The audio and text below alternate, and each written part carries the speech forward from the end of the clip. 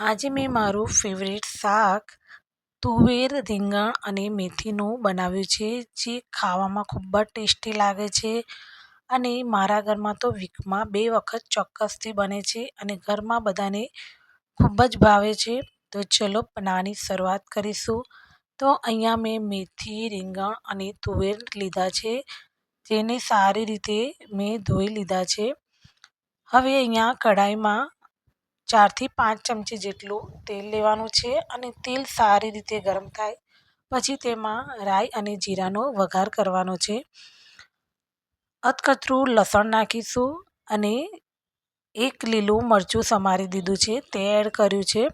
તેને સાતળી લેવાનું છે. હવે અહીંયા મેં 250 ગ્રામ જેટલા રીંગણ લીધા છે, તેને પણ મેં સારી રીતે સમારી લીધા છે.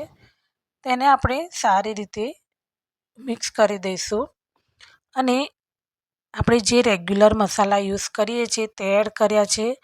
2 ચમચી ધાણા જીરું, 2 ચમચી લાલ મરચું પાવડર, હળદર પાવડર અને સ્વાદ પ્રમાણે મીઠું નાખીને સારી રીતે આપણે મિક્સ કરી દઈશું.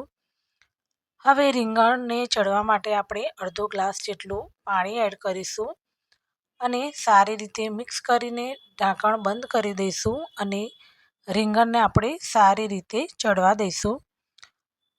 તો તમે વચ્ચે વચ્ચે ચેક કરતું રહેવાનું છે કે રીંગણ ચડી ગયા છે કે નહીં.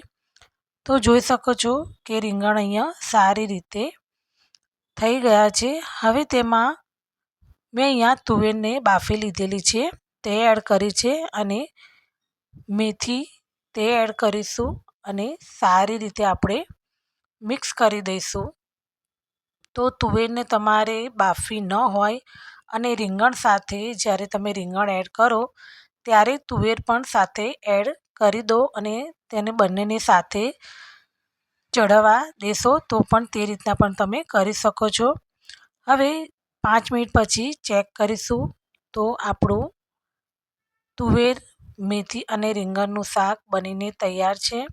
આ શાક ખૂબ જ સરસ લાગે છે. તમે પણ ચોક્કસથી ટ્રાય કરજો અને તમને મારો આ વિડીયો પસંદ આવ્યો હોય તો please like, share and subscribe જરૂરથી કરી દેજો. Bye bye.